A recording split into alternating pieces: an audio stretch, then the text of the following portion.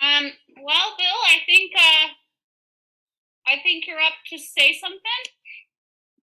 Okay, am I the only speaker today? You and Rod, I think. Okay. I was going to prepare a story-like eulogy, and I couldn't get around to it. I was tied up with work. So I did have some things that I'll just have to string together on the fly. So the first thing I'm going to talk about these are snippets that talk about how I relate to Roy. And the first one I'm going to talk about is this sense of humor. And Roy and I we had actually a lot in common, but we definitely shared the same kind of humor. We don't have the kind of, we didn't have the kind of yuck it up humor that Rod has. Sorry, Rod. It was more of a sly wit and always looking for the one liner. You know what I'm talking about, right? The bon mot, the one liner, the innuendo. Roy was the best at innuendos, as you all know. So, and this one was nonverbal. So we were at Suburban, sorry, fishing trip, and you had some fishing slides. And it was time, it was breakfast, and Roy and I came into the dining room for our blueberry pancakes and sat down and started eating. And Dad was at the head of the table. And we started eating our pancakes, and Terry comes in and sits down. And Dad immediately lays into us for not standing up when the lady appeared at the table, right? We were not gentlemen and so on. Well, we sat there silently eating our pancakes, absorbing this criticism, not looking at each other or anyone else. And then Paul comes in and sits down at the table, and Roy and I both immediately stand up. And there was no communication between us, okay? We just knew exactly what to do, all right? And, I could always have that kind of repartee with Roy. You get on, especially with humor, and maybe it's a man thing too. There's a certain wavelength you can get on where that's all you're doing. You're just jiving. You're not saying anything straight. And he was one of those people I could do that with and be comfortable with. It was probably one of the key aspects that one of the favorite aspects I had of our relationship. I mean, you can't really do any better than humor. I'm sure there's a Mark Twain quote on that. Okay, another fishing story. This isn't about humor. It's about Roy's relationship with wildlife. And one of the photos you showed alluded to this. So we went up to Ely, Minnesota. My parents loved the North Woods. They love fishing. Well, this trip was an early trip to Ely, Minnesota. And Roy and I think it was just Roy and I don't think Rod was along. And Ely is kind of a touristy town. And this was June or July. It was hot. Mom was totally fried. We drove up there in the station wagon, and Mom was totally fried. She was crying, and she was an overloaded mother, and we did not have a very good time. But as we're getting ready to leave, I think we're loading the cars, and we're at the lodge, and there's a pile of wood there. They have a wood stirring wood. They have a fireplace, and there was several cords of wood out front. And Roy's looking intently at the pile of wood, and listens, and then reaches in suddenly and pulls out a woodchuck, holding it by its neck. And the woodchuck is going, ang, ang, ang, ready to bite his finger off.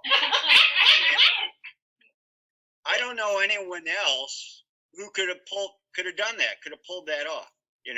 I would never have dared. I don't touch wildlife. He could do that. He was holding the possum in the. Of course, no story about that kind of thing is complete. And Roy also hunted. He was the only hunter in the family. So he had a complex relationship with wildlife.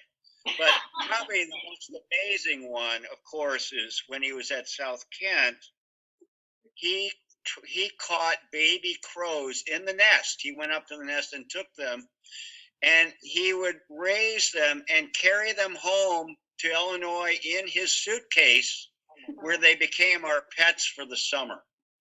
And I was not witness to a lot of this, but because I was very young, but I know Mom used to talk about I would feed, and he had, I believe, three. The last one came by itself was Nevermore. Of course, we named it Nevermore. And I was very young, and Mom talks about me feeding 17-year locusts down Nevermore's throat. And you could hear the locust buzzing, cicadas. You could hear the cicadas buzzing going down his throat. Now, it just so happens that this year is the year for the 17-year locust. So however long ago that was, it was a multiple of 17, right? Yeah. Now, Terry is putting together Laurel. I'm going to do that a lot. Laurel's putting together a thing, and one of is the Fox story. Yeah. So Laurel's collecting Mom's writings, and one of them is Roy's foxes that he hunted out west of Geneva and on the put on a line. So let's see what else. Well, we had sports in common, and his true love, I think. Well, besides the Bears, I did get to go to one Bears game in the last 10 years. I flew out to Chicago. He picked me up. We went to the new Soldier Field. We saw them play the Jets. They won, and it snowed. I mean, you can't ask for any better than that. And I flew home, and that was my one recent Bears experience with Roy. But we thrilled separately to the Blackhawks, their 3 cups, and particularly the middle one, 2013, was thrilling. Because I don't know if you've heard the expression 17 seconds. Well, 17 seconds refers to game 6 of the 2013 finals against the Boston Bruins. And the the Hawks were behind 4-3 with about 1:20 left to play. The best you could have hoped for, and they were playing in Boston, they were playing away. The best you could have hoped for was for them to tie. Right. And try to win in overtime or, live again for another game. Instead, they scored with like 1:05 to go. And then 17 seconds later, they scored again to go ahead 5-4 and then held on for dear mercy for the final minute to clinch the Stanley Cup, their second Stanley Cup in 4 years. So at the start of every season since then, Roy would send me a clip, email me a clip, and I knew exactly what it was. It was the clip, the YouTube clip of that 17 seconds. Let's talk about culture. Roy is the only person, and I'm going to add Liz. I trust 2 people with what movies to see. Liz and Roy. Okay, I trusted Roy. Roy and I had the same taste. Roy is the only person I would trust with novels. So the last few visits, I would start. Oh, and actually, Emmy is in this.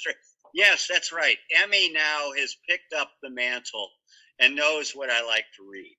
But I started borrowing books from Roy. In my last visit in October, I borrowed 2 more. And I haven't read them yet, but I certainly am. But he got to mailing me, Roy was, let's face it, he was an addictive personality, right? And he got over his alcohol, and then he poured it into, he could watch movies. He went to plays. God, I wish I could have gone with him play. I mean, his appetite for culture was prodigious. We struggle to watch 2 hours of video a week, and he just, he drank it in. He knew everything and anything. So that was really, that was something. But I connected real well with him on that.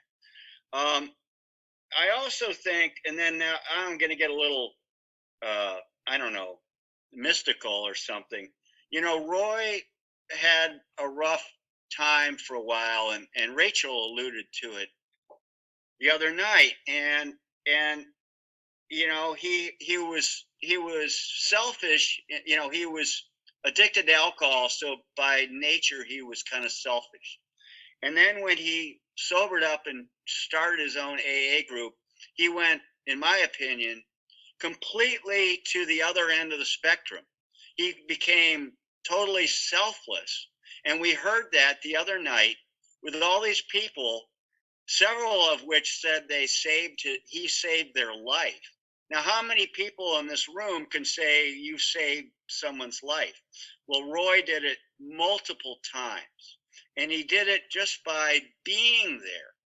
He was a quiet personality, and he just, you know, his presence. I mean, I'm sure he said the right things too, but I think it was more his presence, you know, in the room that supported them. And he became kind of a figure of light. I think he was there for everyone, and that became, you know, his existence. AA became his life, and he realized late in life that his role, well, maybe not that late in life, but his role was to help other people. I mean, look at the laundromat. Who did he hire? He hired, you know, black people from the neighborhood. He had a rapport with the locals like no one else, and he got along with them. He was never, you know, he never suffered the consequences. He's never gotten mugged or robbed that I know of, and that because people sensed he was one of them. So you know, he became someone who you know, he helped others. But Roy had a subtle way of getting what he wanted out of you. And I know that because every time we would come visit him, it, Laurel and I, it would be like, let's go to a museum. All right.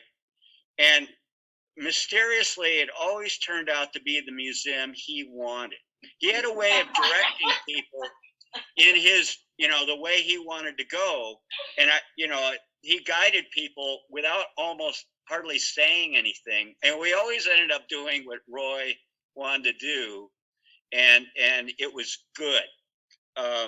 But so his last act, of course, was to say, you know, I want to really go, let's go for broke here.